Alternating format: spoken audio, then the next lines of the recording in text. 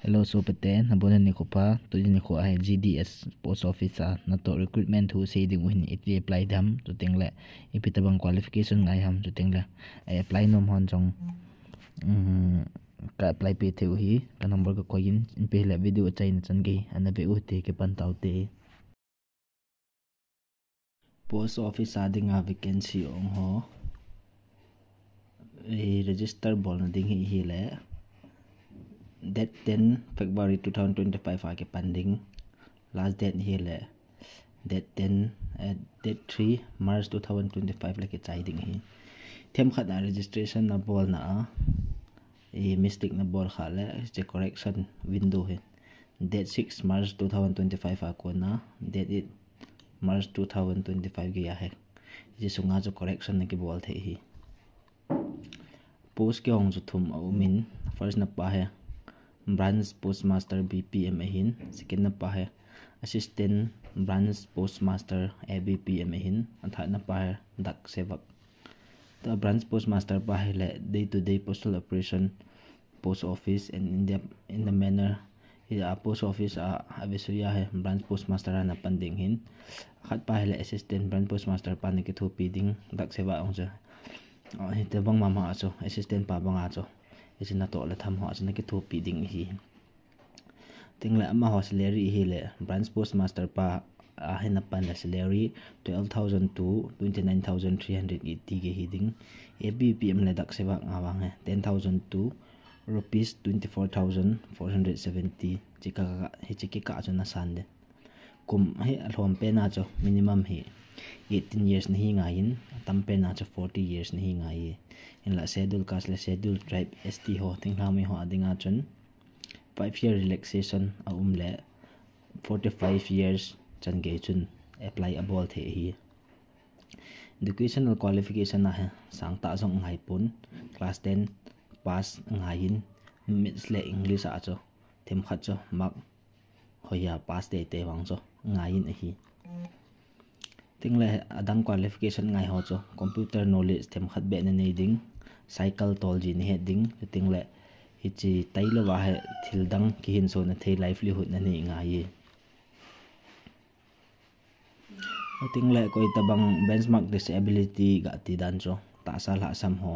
koi koi apply thei ham ti le low vision homu ahamu thei lo be hon jong apply thei ko ngong hon jong tingle thil ha ja thei lo hon jong keng le khut le khat lang lo hon jong apply bol the te banga cho he cho ha ki si yeng tan apply ding dan cho he le Indian procedures online na he online na ko na ki apply hin offline bang lo hi selection criteria hi le exam jong lo de interview jong lo de te na mark na mo dung ju ya cho he la he selection na hin bol ding hi tingle application cho na submit hil menji hil hilo le date of birth ho pe hil hilo le document na ta ke to lo na bol khala na application cho reject thei ding hi le tham khana selection na hin mu kha le head divisional office an hong ke ko di hin he chi fana yong SMS na hin tho diu hin la sin hin tho 15 days masanga na chi lo le antan ti a na bol wa reject na chi a na ke select lo de e tai sini khu a na chi khat la so na pass na chi khat la cha ngai cho ho cho na mark sheet to identity proof to ka certificate to PWD che disability ho a hin na ke choi ding na date of birth proof khat na ke choi de medical officer issue bol khat cha na ke choya isi document verification cha na ka bol ngai ding a hi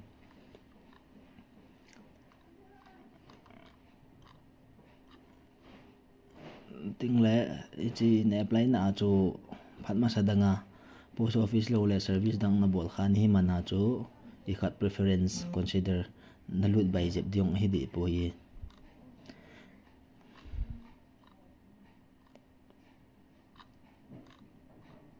ichi sign up bol na dinga ngai cho chele email ID aadhaar card number to i khat izat kuma 2000 za na ham 19 za na ham passing year yong cho ngain nalim le na signature jong upload ngain nalim chu ikhat JPG hi lo le JPEG format heading 50 kilobyte sanga ne heading signature jong che tabang mama chu hin JPEG to JPG format na heading signature wang cho 20 kilobyte sanga aniaw lo le ki submit thei lo ding hi